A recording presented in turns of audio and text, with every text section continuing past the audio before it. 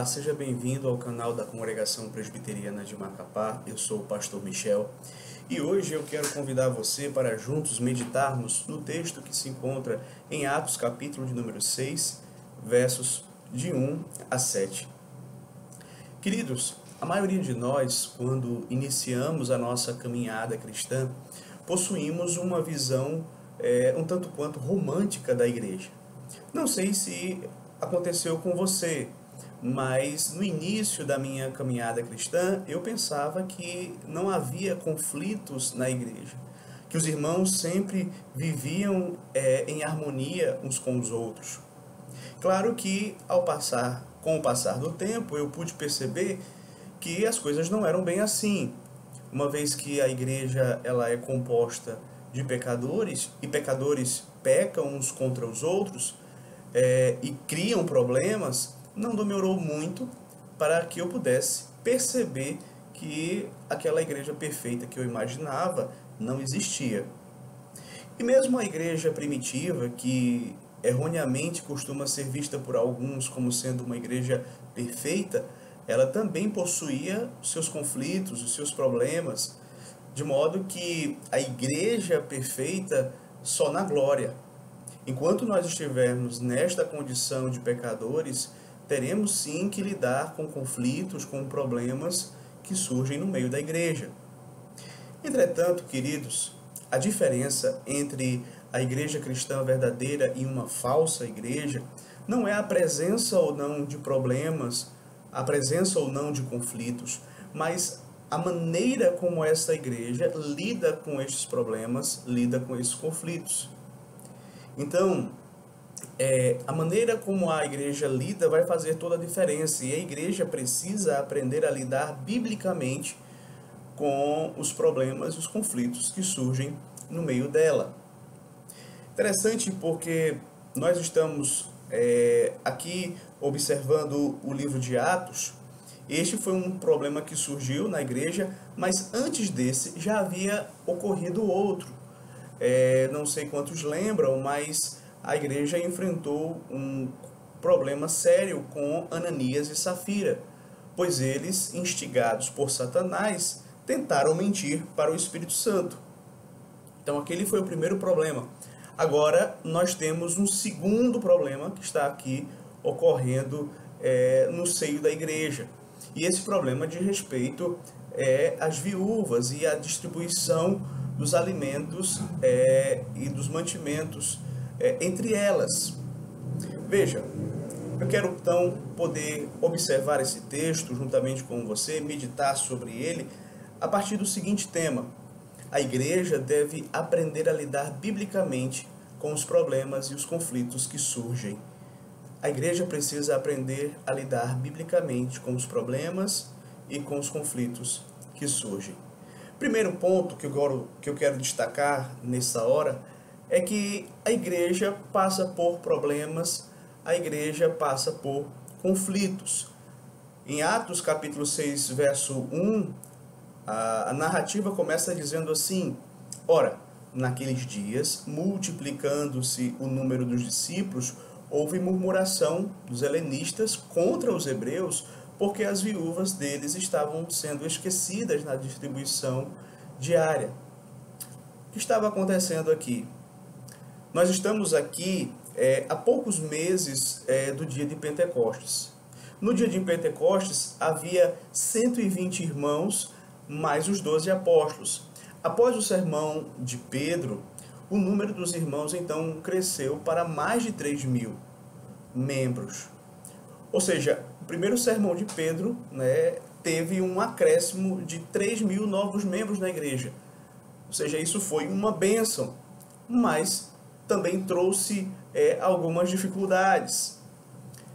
Esses irmãos, eles estavam em Jerusalém, a maioria deles eram judeus peregrinos que tinham vindo participar da festa de Pentecostes. Eles moravam em outras partes do Império Romano. E se você observar lá em Atos capítulo 2, você vai ver a relação da nacionalidade de todos eles. Tinham ali 10 nações representadas. E esses irmãos, então, naquele dia de Pentecostes, ao ouvir o sermão de Pedro, descobriram que Jesus era o Messias aguardado de Israel, e eles resolvem então não voltar para casa, mas ficar ali em Jerusalém. E esse pessoal então vai ficar em Jerusalém, mas quem vai então pagar a conta? 3.000 novos convertidos. Já imaginou se na nossa igreja de repente chegasse uma caravana de pessoas, 3.000 pessoas a mais na igreja? Seria uma bênção, mas ao mesmo tempo nós teríamos que resolver uma série de questões, né? Onde esse pessoal vai comer, onde esse pessoal vai beber, onde eles vão dormir. Então, queridos, é nesse contexto que acontece, inclusive, aquela situação com Ananias e Safira, porque os apóstolos, eles rogaram aos irmãos que colaborassem, e teve pessoas que venderam as suas propriedades, os seus bens, para ajudar aquela situação que ocorreu ali. E quem é que estava administrando tudo isso? Naquele momento não haviam ainda diáconos. Quem estava administrando tudo eram os apóstolos. E aí a carga sobre eles cresceu consideravelmente, porque além de pregar o evangelho, atender aos novos convertidos, organizar a igreja, resolver os problemas, né, do crescimento que surgem pela expansão da igreja, lidar com as perseguições, eles tinham que administrar essa situação. No meio de tudo isso, havia essa questão social da igreja, de ajuda aos necessitados, que era uma responsabilidade que estava ali com os apóstolos. E os apóstolos, apesar de todos os esforços, eles eram apenas 12, né, para atender então ali uma igreja gigantesca. E o que aconteceu? Aconteceu que as viúvas dos helenistas, né, dos judeus que moravam na Grécia, que haviam sido convertidos ali em Pentecostes, começaram a perceber que na distribuição dos alimentos, elas não estavam sendo abastecidas, elas não estavam recebendo a devida porção, né? Enquanto que as viúvas dos judeus que residiam ali em Jerusalém, né, para eles havia sim a porção, havia o alimento, havia o suprimento da necessidade, né? Então a questão que surge é: será que está havendo ali, será que está havendo um preconceito conosco, porque nós somos judeus helenistas, né? Então começou, a partir dali, uma murmuração no meio da igreja, né? E essa é a primeira murmuração que se tem notícia na igreja cristã. E eu quero chamar a sua atenção para essa palavra que traz aqui no texto. O texto diz que eles murmuraram. Veja, muitas vezes nós passamos rapidamente por essa expressão e não paramos para pensar e para refletir sobre o fato de que a murmuração, ela é um pecado contra Deus. O primeiro pecado que é mencionado aqui no texto não é um pecado do esquecimento dos apóstolos para com as viúvas dos helenistas. O primeiro pecado que o texto aqui apresenta foi justamente a murmuração. A palavra usada aqui pelo autor de Atos, Lucas, para murmuração, foi a mesma palavra que os judeus utilizaram quando traduziram o Velho Testamento para o grego, se referindo à murmuração do povo de Israel lá no Egito. Você lembra que naquela peregrinação do povo de Israel até a terra prometida, né, durante aqueles 40 anos que eles passaram ali no deserto, você vai encontrá-los diversas vezes murmurando contra Deus, dizendo: ora, lá no Egito nós tínhamos o que beber, o que comer, né? E aqui neste deserto nós estamos morrendo de fome, né? Estamos comendo este pão vil, se referindo ao maná, né? Era melhor estarmos lá e sermos escravos do Egito. Então, queridos, eles murmuravam. Agora, os helenistas, então, é quem passam aqui nesse contexto a murmurar, a reclamar. Veja, mesmo que a murmuração não seja o tópico principal do texto, mas isso não é, de forma nenhuma, argumento para dizer que a murmuração não é pecado. Veja, o meu ponto aqui não é se realmente havia um esquecimento ou não. O meu ponto é, murmuração sempre é pecado contra Deus. Irmãos, não há nada mais destruidor da comunhão da igreja do que a murmuração. Se nós começarmos a reclamar, a murmurar que nós somos preteridos na igreja, porque nós somos pobres ou porque nós somos ricos, né? Se nós começarmos a encher o nosso coração com este sentimento, isso vai levar à divisão da igreja. Se um dia você se sentir discriminado, não murmure. Antes, fale com quem é de direito acerca disso que você está sentindo. Porque certamente, queridos,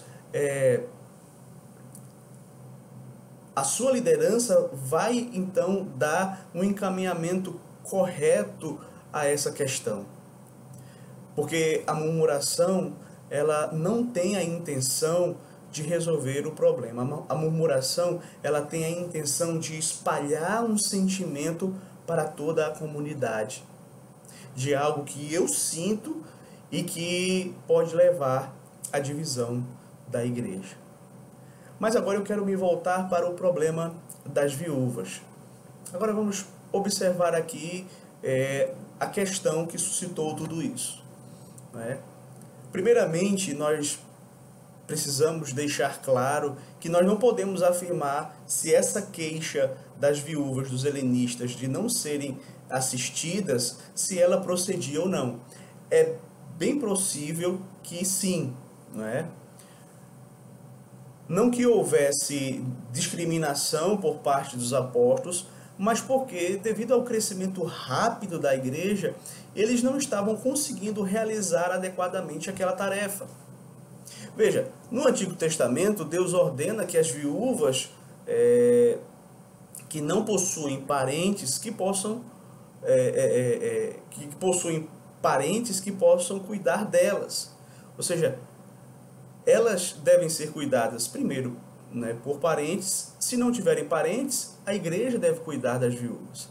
E a questão aqui não é se elas deveriam ou não receber a ajuda. Elas tinham um direito de receber a ajuda.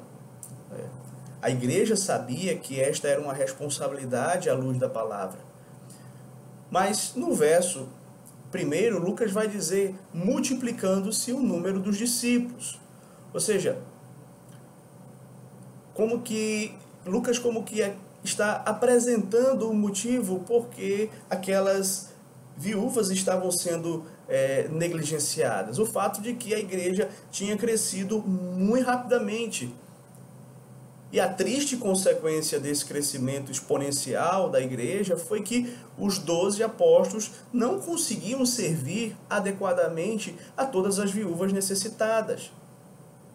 Até mesmo porque, né, pesava sobre os apóstolos a responsabilidade também de se dedicarem à pregação da palavra e à oração. Então, provavelmente por conta disso, houve uma negligência. E algumas pessoas, então, se sentiram ali discriminadas. Ainda que não tenha sido essa a intenção dos apóstolos. Os apóstolos não tinham a intenção de discriminar ninguém. Mas é interessante porque aqui nós podemos tirar uma lição importante para a liderança da igreja. Aqueles que fazem parte da liderança da igreja devem dar um tratamento igualitário a todas as pessoas. Devem tomar o cuidado para que as pessoas não se sintam preteridas no meio da igreja. Pessoas que, ao visitar a igreja, sequer são cumprimentadas após o culto. ou pessoas de dentro da igreja, membros da igreja, que sentem-se discriminados, esquecidos. E veja, se por um lado é pecado murmurar, por outro lado, é pecado também agir de uma maneira a discriminar alguém dentro da igreja. Então, devemos agir de tal modo que ninguém possa dizer: eu estou sendo discriminado porque eu sou pobre, ou porque eu sou rico, porque eu sou idoso, ou porque eu sou muito jovem. Nós estaríamos errados se deixarmos que a igreja ela apenas venha a crescer numericamente, mas que não haja um crescimento de laços afetivos, de comunhão entre os irmãos. Então, estes são os dois problemas que a igreja estava lidando ali: a murmuração e o esquecimento das viúvas. O interessante é que os apóstolos, eles não negam o problema, né? Eles reconhecem que as viúvas estavam sendo negligenciadas, e isso vai então nos levar ao segundo ponto que eu quero destacar. A igreja de Cristo passa por problemas, mas Deus levanta homens sábios para lidar com esses problemas biblicamente. É isso que você vai perceber a partir do verso de número 2. Veja só. Então os 12 convocaram a comunidade dos discípulos e disseram: não é razoável que nós abandonemos a palavra de Deus para servir às mesas. Primeira coisa que os apóstolos fizeram foi estabelecer as devidas prioridades. A solução dos apóstolos constituiu aqui em duas coisas, basicamente. Primeiro, estabelecer as prioridades. Os 12 convocaram a comunidade e disseram: não é razoável que nós abandonemos a palavra de Deus para servir às mesas, né? Os 12 estavam incumbidos de todo aquele trabalho, mas havia um trabalho que era mais prioritário para eles. Eles foram chamados para pregar a palavra de Deus. E aquele momento era um momento crucial, a oportunidade ali estava batendo a porta. Eles tinham que estar pregando, eles tinham que estar discipulando, acompanhando os novos convertidos.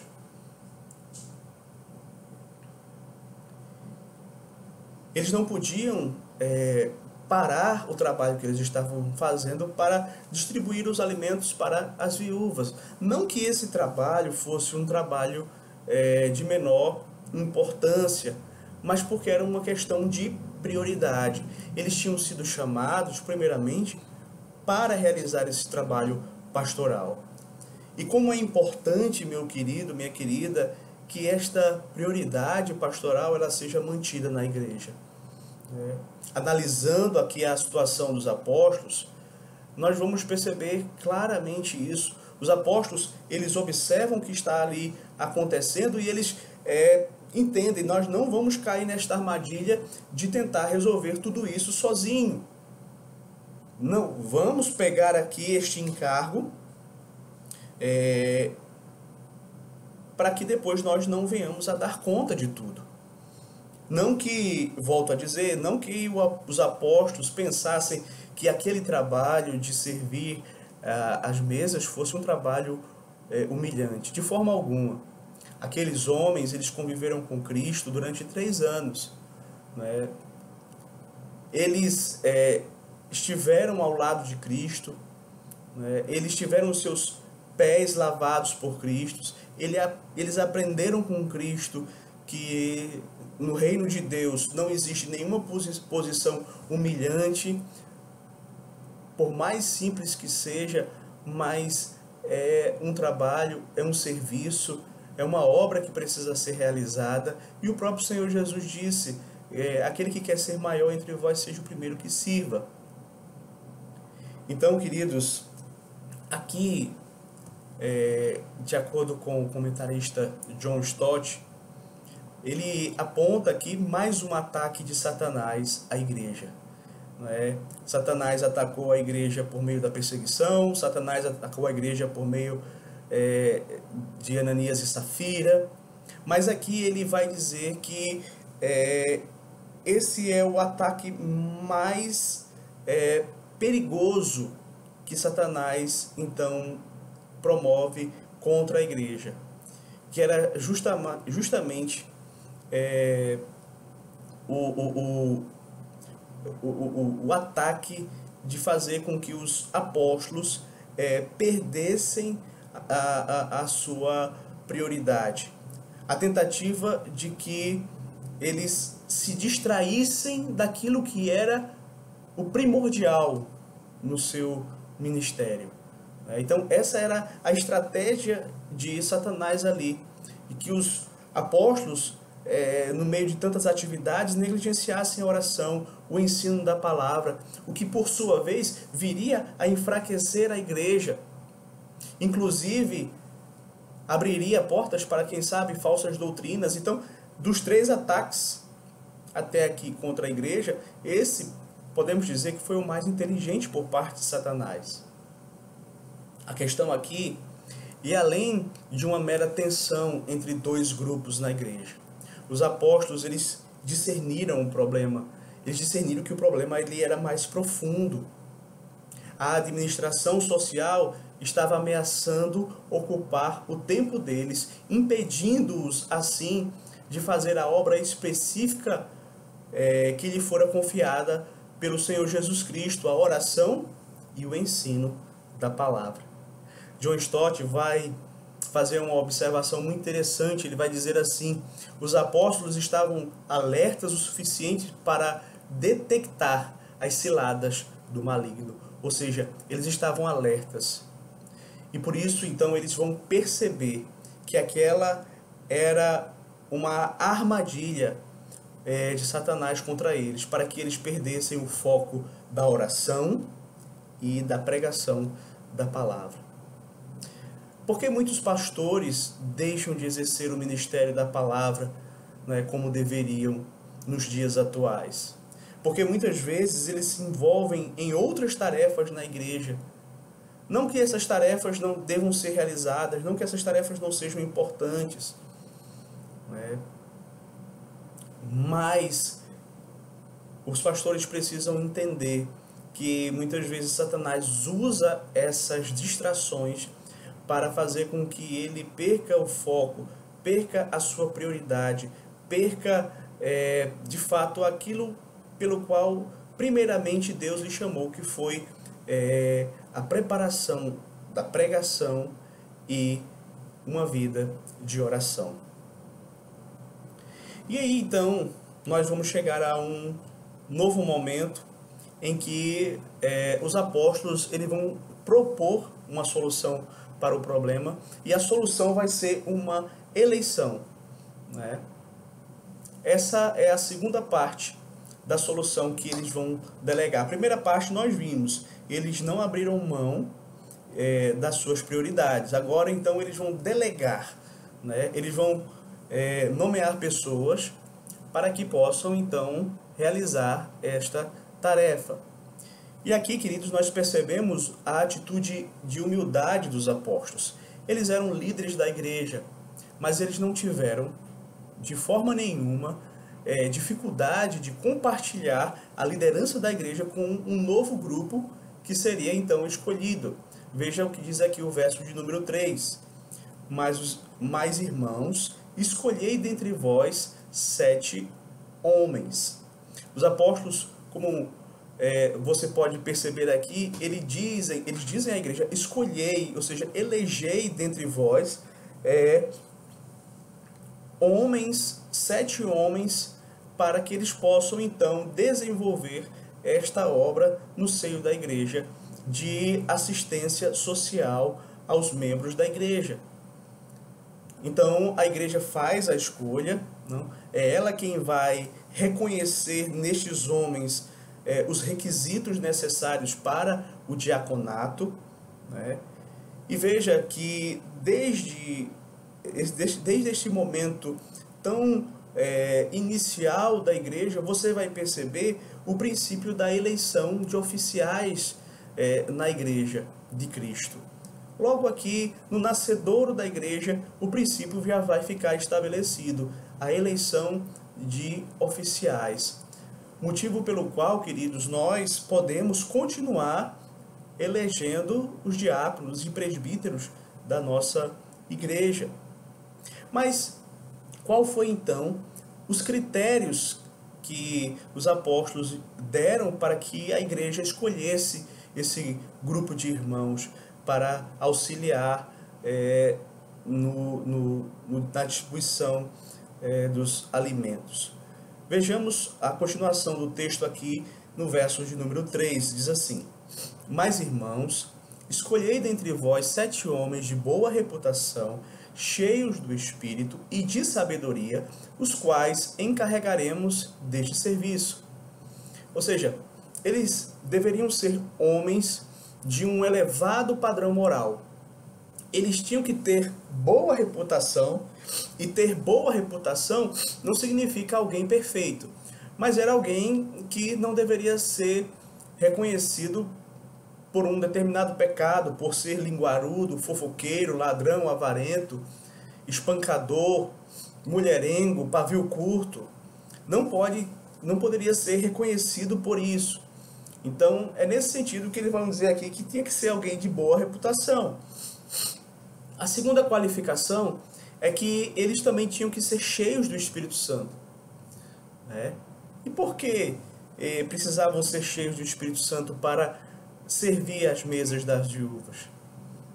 Porque, meus queridos, esse é um trabalho muito espiritual, não é? Que é justamente atender aos pobres e necessitados. Por isso que eles tinham que ser cheios do Espírito Santo, e mais, o texto diz, e de sabedoria.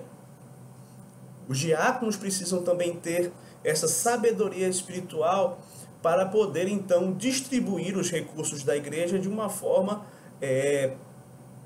adequada, de modo que possa ser atendida às necessidades daqueles que, de fato, estão carentes.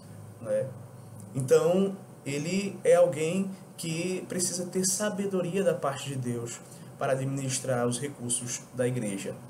Eles também tinham que ser sábios justamente para realizar essa tarefa. E uma prova de que essa posição não era uma posição baixa para os apóstolos, porque senão eles tinham colocado aqui requisitos, não teriam colocado requisitos tão altos.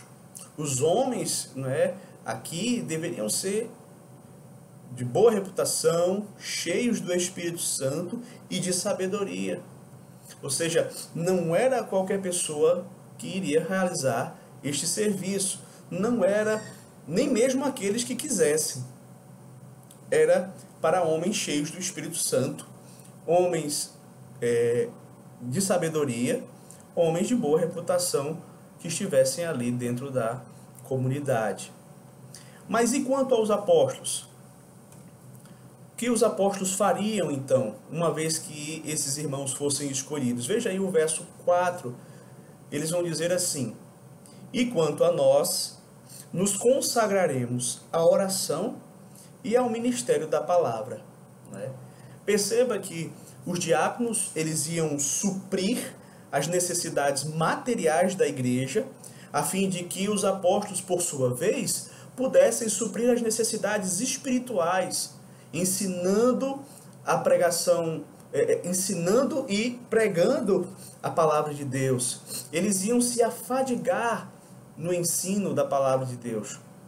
Claro que isso não significa que os apóstolos deixariam de se envolver completamente na obra diaconal, porque todo crente tem parte nessa obra.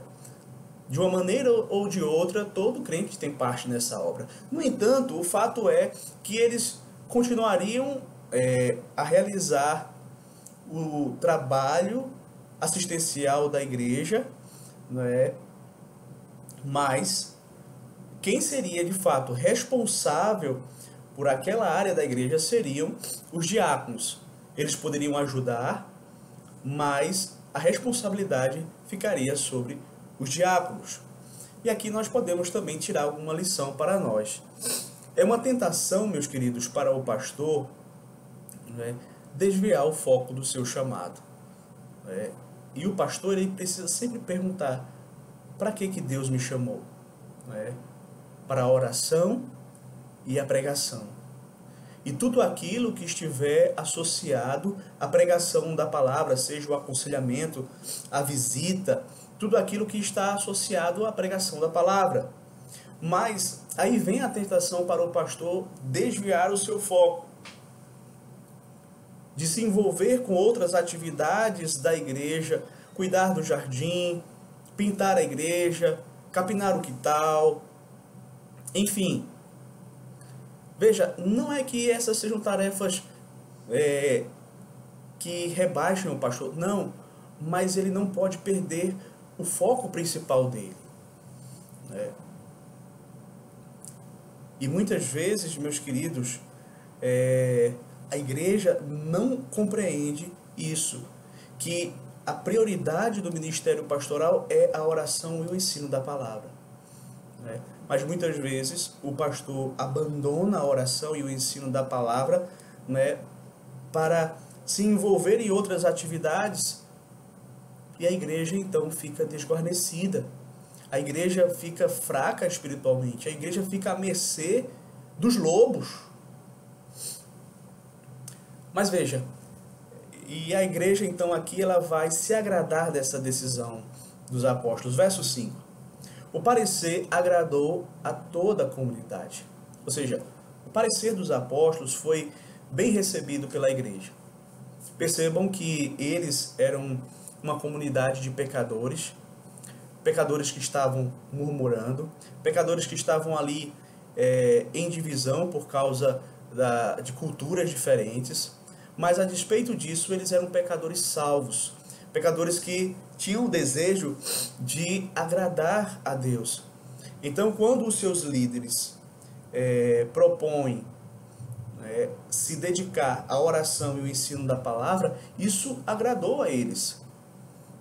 Eles não queriam novidades, eles não queriam entretenimento, eles não queriam distrações, eles queriam uma pregação genuína. Eles queriam um ensino da verdade. E nós também podemos então fazer um contraste com os nossos dias, não é? Quando as pessoas reclamam dos seus líderes, reclamam dos seus pastores, quando eles fazem justamente aquilo que eles foram chamados para fazer, se dedicarem à pregação e à oração.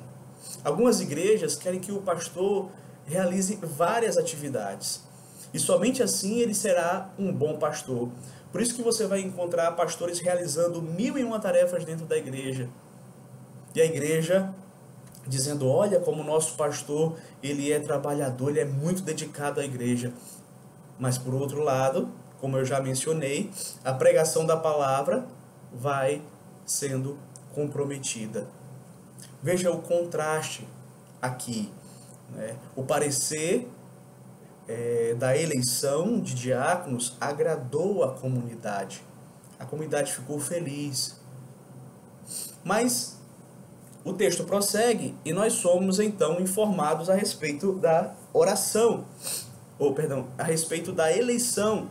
Eles elegeram então, aqui a partir do verso 5 é dito os nomes daqueles que foram eleitos. Veja só: e elegeram Estevão, homem cheio de fé e do Espírito Santo, Filipe, Prócoro, Nicanor, Timão, Parmenas e Nicolau, prosélito de Antioquia. Os dois primeiros certamente encabeçam essa lista devido à sua importância no livro de Atos. Estevão, homem cheio de fé e do Espírito Santo, este seria o primeiro mártir da igreja cristã, como nós vamos ver na sequência do livro de Atos. Filipe, que após a morte de Estevão, depois da perseguição da igreja em Jerusalém, vai se dedicar à evangelização ali em Samaria. E os outros 5, nós não temos informações a respeito deles no livro de Atos, não é? E nem no Novo Testamento. Contudo, não há por que nós duvidarmos de que eles tenham de fato realizado o ofício corretamente o ofício pelo qual eles foram eleitos. Embora não possamos colocar muita ênfase nisso, mas parece que todos esses 7 homens foram escolhidos justamente dentro daquele grupo de judeus helenistas, porque os nomes deles são nomes de origem grega. Se isso realmente aconteceu, foi como uma forma da igreja silenciar a murmuração, uma forma daqueles irmãos judeus hebreus que estavam sendo caluniados mostrarem que não havia nenhuma predileção, não havia nenhuma divisão na igreja. É como se eles dissessem: nós somos tão unidos em Cristo que estamos dispostos que vocês, judeus gregos, cuidem das nossas viúvas. Calvino diz que esse texto de Atos nos apresenta um mandamento perpétuo, de que nós devemos cuidar dos pobres. Ele diz: ainda que não devemos permitir que aqueles que são membros de Jesus Cristo, juntamente conosco, passem necessidades, enquanto nós temos mais do que precisamos, pois se Deus dá riqueza a alguém, é para testar a sua caridade. Daremos conta daquilo que Deus colocou em nossas mãos. É uma forma de cuidarmos desses irmãos que passam necessidade, separando pessoas para o ofício do diaconato, para lidar com essas situações em que pessoas se encontram em necessidade. Mas isso não quer dizer que o serviço diaconal se restringe aos diáconos. Todos nós temos um lugar no corpo de Cristo. E mesmo que já tenhamos alguma função na igreja, nós também temos a responsabilidade de cuidar dos nossos irmãos mais necessitados. Se você observar, perceber um irmão que esteja numa situação de dificuldade, você deve procurar a liderança, você deve procurar ajudá-lo. Nunca devemos, queridos, nos negar a ajudar aqueles que são irmãos nossos e que estão passando por necessidades. Mas veja, o texto então vai caminhando para a sua conclusão e vai falar aqui da ordenação dessas pessoas que foram eleitas. Veja aí o verso 6. Apresentaram-nos perante os apóstolos e estes, orando, lhes impuseram as mãos. E aqui nós temos então a ordenação desses diáconos. Houve um momento de escolha por parte da igreja. Uma vez que eles foram eleitos pela igreja, eles são então trazidos diante dos apóstolos, e os apóstolos, por sua vez, impõem as mãos sobre eles. A imposição das mãos significa a instalação da pessoa naquela função e a transferência de autoridade para aquela pessoa, para que aquela pessoa possa então exercer a sua função. E aqui, queridos, nós temos em Atos a divisão do trabalho que produz unidade e crescimento para a igreja. Veja quão importante era essa divisão de tarefas. Pois se eles deixassem de pregar a palavra e para servir às mesas, eles transformariam a igreja apenas em uma assistência social. E se eles pregassem a palavra, mas não servissem às mesas, nós teríamos aqui um monte de pessoas salvas, mas que estariam morrendo de fome. E o testemunho para o mundo seria o pior possível. Eles não são capazes nem de cuidar dos seus. Mas as duas coisas, então, estavam sendo supridas. A pregação da palavra e as viúvas e os órfãos estavam sendo assistidos. Então, uma decisão sábia, uma decisão de acordo com a vontade de Deus, vai trazer, então, benefícios para a igreja. E aí, nós chegamos no nosso terceiro ponto. A igreja de Cristo passa por problemas, mas quando ela resolve esses problemas biblicamente, o crescimento é uma consequência. Veja aí o que diz o verso de número 7. crescia a palavra de Deus e em Jerusalém se multiplicava o número dos discípulos. Também muitíssimos sacerdotes obedeciam à fé. É interessante que no começo do capítulo, o crescimento dos discípulos é apresentado como sendo a origem do problema. Mas aqui o crescimento dos discípulos é decorrente agora da solução do problema, né, e da bênção de Deus. É dito que o número dos discípulos se multiplicavam. Por quê? Porque crescia a palavra de Deus, ou seja, os apóstolos desimpedidos das funções diaconais, eles agora poderiam se dedicar mais inteiramente, integralmente, com mais inteireza à oração e à palavra de Deus. Por isso que é dito, e crescia a palavra de Deus. Isso é o Evangelho, queridos. O Evangelho passou a ser divulgado mais amplamente e, consequentemente, multiplicou-se o número daqueles que vinham sendo convertidos a Cristo. E a igreja cresceu numericamente. E dentre os recém-convertidos ao Evangelho, ressalta Lucas, estavam muitos dentre eles, os milhares que pertenciam à classe sacerdotal, os quais oficializavam periodicamente os sacrifícios no templo, reconhecendo então a genuinidade da pregação apostólica e se submetendo então esses irmãos ao senhorio de Cristo. E aqui eu quero trazer para as nossas vidas uma última aplicação e em seguida a conclusão.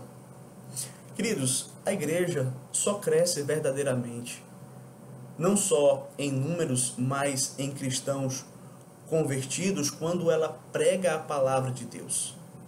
Caso contrário, nós encheremos as nossas igrejas de falsos convertidos e não de discípulos de Cristo.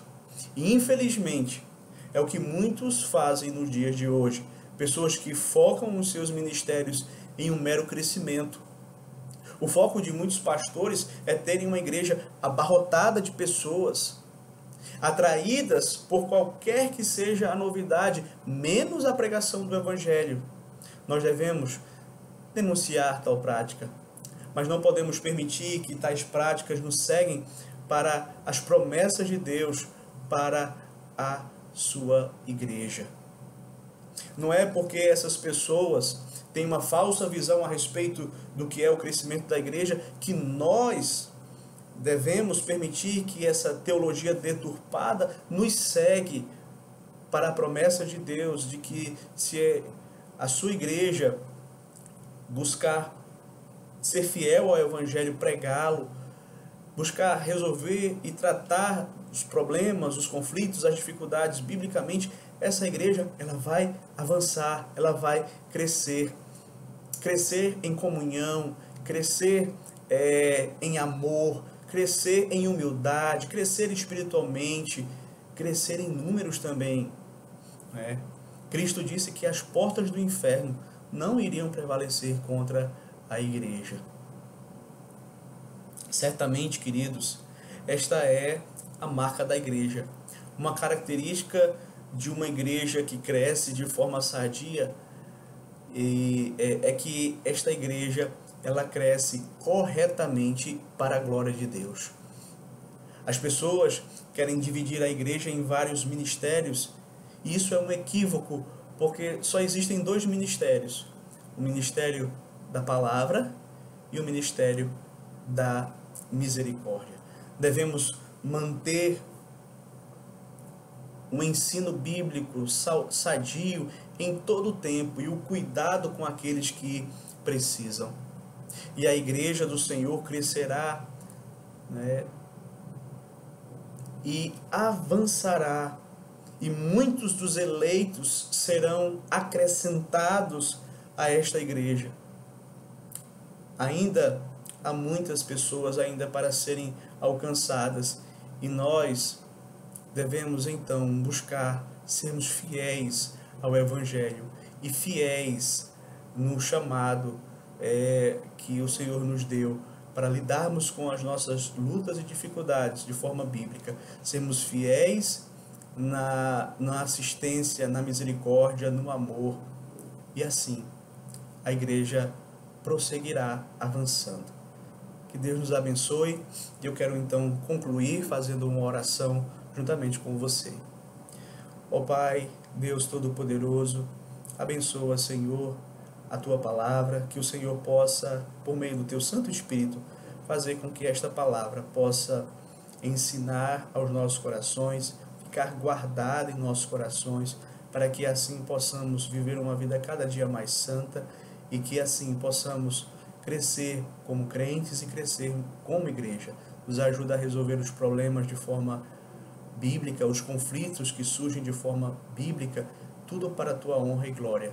E que a Tua palavra seja sempre proclamada de forma fiel. Essa é a oração que a Ti fazemos, em o nome do Senhor Jesus. Amém.